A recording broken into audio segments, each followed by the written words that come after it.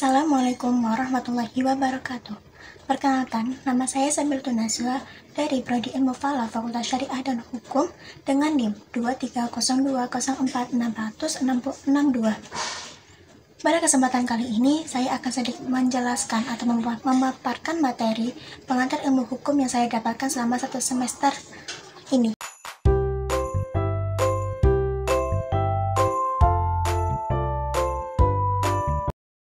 Hukum adalah peraturan atau adat yang secara resmi dianggap mengikat yang dikukuhkan oleh sang penguasa atau pemerintah, bisa berupa undang-undang atau keputusan yang ditetapkan oleh penegak hukum atau petinggi di suatu tempat.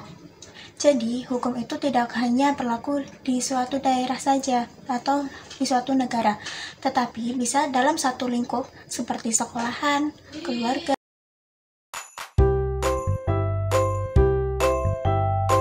Hukum dibagi menjadi dua, yaitu ada hukum menurut keperlakuannya dan hukum menurut sumbernya. Hukum menurut keperlakuannya dibagi menjadi dua, yaitu ada hukum internasional dan hukum nasional. Hukum internasional contohnya yaitu adalah hukum yang diberlakukan oleh antara satu negara dengan negara yang lain, sedangkan hukum nasional adalah seperti undang-undang dasar. Kemudian, hukum berdasarkan sumbernya itu dibagi menjadi dua, yaitu ada hukum formil dan hukum material. Hukum formil yaitu suatu hukum itu mendapatkan tempat dan bertujuan untuk menegakkan hukum material. Sedangkan hukum material yaitu menentukan isi di wilayah manusia tersebut. Contohnya yang terdapat dalam hukum formil itu ada undang-undang, yang terdapat dalam hukum acara perdata.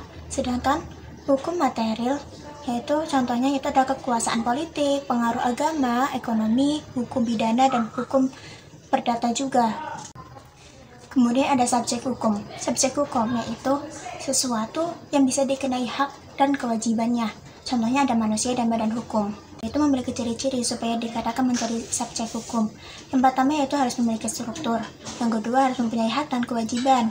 Yang ketiga harus memiliki peran sendiri. Yang keempat harus memiliki hubungan hukum. Contoh badan hukum yang menjadi subjek hukum diantaranya itu adalah PT atau persero terbatas. Kemudian ada yayasan dan koperasi.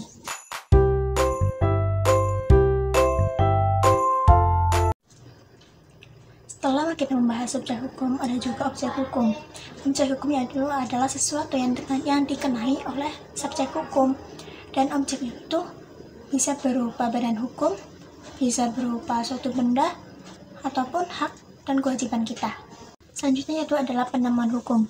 Penemuan hukum adalah upaya untuk menemukan bagaimana pengalaman hukum supaya dikonkretkan dan mendapatkan hukuman. Tahap hukum itu ada 3, yaitu yang pertama konstatir, yang kedua yaitu adalah kualifikasi, yang ketiga yaitu adalah konstituis.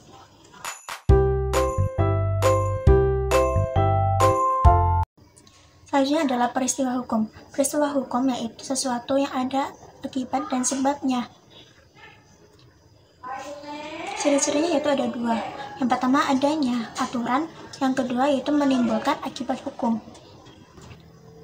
Peristiwa hukum dibagi menjadi 2, yaitu karena perbuatan subjek hukum, dan yang kedua itu adalah bukan karena perbuatan subjek hukum. Yang pertama adalah perbuatan subjek hukum, itu dibagi menjadi 2, yaitu adalah perbuatan hukum dan perbuatan bukan hukum. Yang pertama adalah perbuatan hukum, yaitu ada yang persegi 1 dan yang persegi 2. Kemudian adalah perbuatan bukan hukum. Contohnya itu adalah zakwarning dan PMH.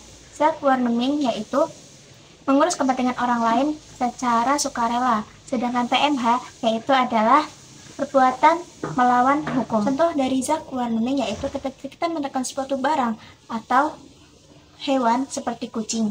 Lalu kita mengurus kucing tersebut, lalu kita mengeluarkan biaya untuk kucing tersebut.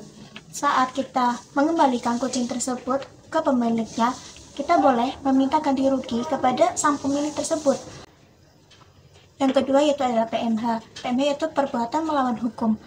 Yaitu perbuatan melawan hukum itu beda dengan tindak pidana. Perbuatan melawan hukum itu bisa menjadi tindak pidana jika kita dilakukan dengan secara sengaja. Contohnya, saat kita bermain bola, saat kita bermain bola lalu kita memecahkan kaca orang lain, itu maka disebut dengan tindakan perbuatan melawan hukum atau PMH jika kita melakukannya dengan tidak sengaja. Namun jika kita melakukan dengan sengaja, maka tindakan tersebut bisa menjadi tindakan pidana. Selanjutnya itu adalah akibat hukum. Akibat hukum yaitu akibat yang ditimbulkan oleh peristiwa hukum. Akibat dibagi menjadi 3 macam. Yang pertama itu adalah keadaan hukum, yang kedua yaitu adalah suatu hubungan hukum, yang ketiga adalah sanksi. Yang pertama adalah keadaan hukum. Keadaan hukum adalah menyangkut lahirnya, berubahnya, dan lenyapnya suatu keadaan atau hubungan hukum. Contohnya, si A itu belum berusia 21 tahun, maka si A itu belum mencapai hukum. Namun, jika si A sudah mencapai umur 21 tahun, maka keadaan hukum itu berbeda, akan berubah, yaitu dia sudah bisa dikatakan cakap hukum. Yang kedua yaitu adalah suatu hubungan hukum.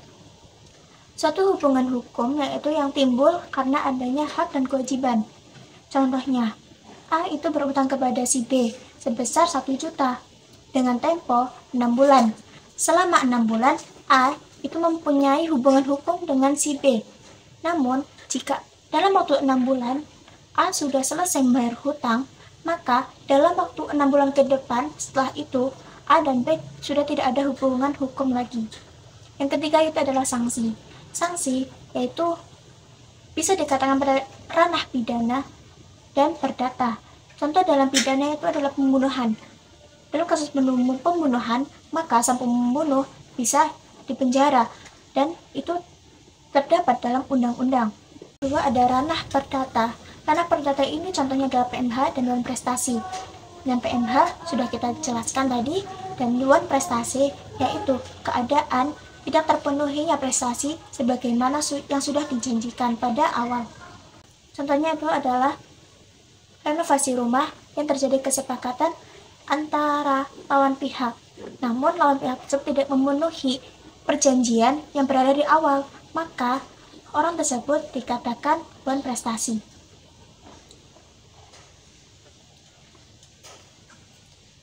Kemudian ada macam-macam lawan prestasi. Yang pertama itu adalah karena tidak berprestasi sama sekali.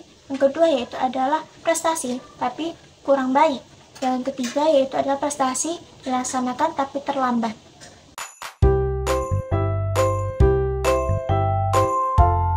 Maka dari itu, itulah pentingnya kita belajar mengenai tentang pengantar ilmu hukum. Karena hukum itu memiliki banyak fungsi, salah satunya yaitu adalah menertibkan masyarakat dan mengatur pergaulan hidup. Yang kedua itu adalah menyelesaikan pertikaian. Yang ketiga yaitu adalah memelihara dan mempertahankan aturan-aturan. Maka itu pentinglah kita mempelajari pengantar ilmu hukum ini supaya kita bisa mengenal lebih dalam tentang hukum-hukum yang berada di Indonesia dan di lingkungan masyarakat kita. Mungkin hanya ini yang bisa saya sampaikan. Apabila banyak kesalahan dalam perkataan, saya meminta maaf sebesar-besarnya. Wassalamualaikum warahmatullahi wabarakatuh.